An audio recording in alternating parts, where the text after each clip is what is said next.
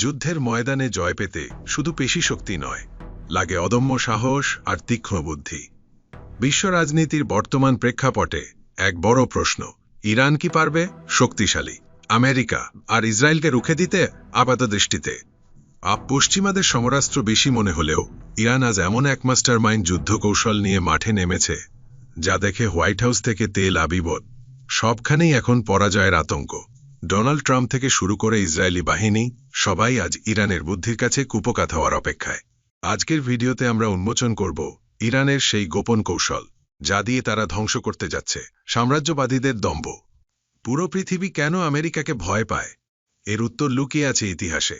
1945 সালে জাপান যখন অদম্য হয়ে উঠেছিল, তখন আমেরিকা হিরোশিমা আর নাগাসাকিতে দুটি পারমাণবিক বোমা ফেলে লাখ লাখ মানুষকে মুহূর্তে শেষ করে দিয়েছিল। সেই ভয়াবহতার পর থেকেই বিশ্ববাসী ভেবেছে আমেরিকার সাথে যুদ্ধে জেতা অসম্ভব।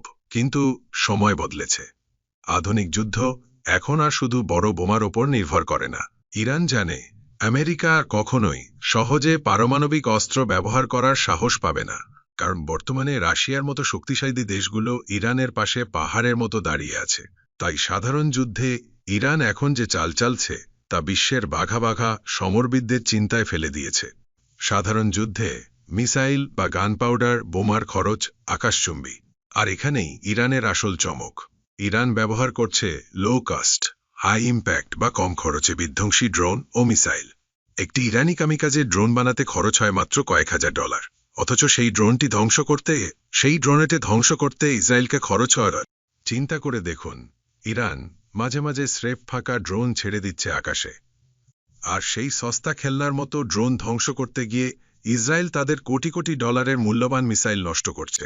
এভাবে ড্রোন আর মিসাইল বৃষ্টির মাধ্যমে ইরান আসলে ইসরায়েল ও আমেরিকার কোষাগার আর অস্ত্রের মজুদ খালি করে দিচ্ছে।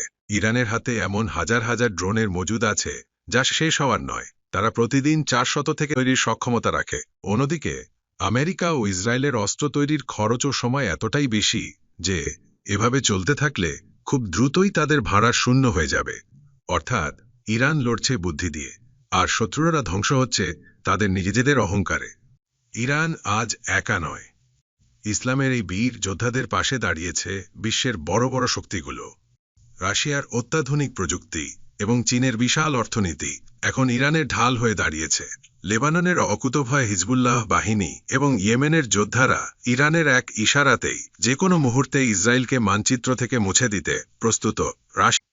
রাশিয়া ইতিমধ্যে স্পষ্ট করে দিয়েছে যে ইরানের ওপর কোনো বড় হামলা হলে তারা চুপ করে বসে থাকবে না। এই যে এক বিশাল জোট, চীন, রাশিয়া, লেবানন আর সিরিয়া, এরা সবাই মিলে আমেরিকাকে কোণঠাসা করে ফেলেছে। মধ্যপ্রাচ্যে এখন নতুন সূর্য উদিত হচ্ছে, যার নাম ইরানি প্রতিরোধ। ইতিহাস সাক্ষী দেয়, জুলুম করে কখনো টিকে থাকা যায় না।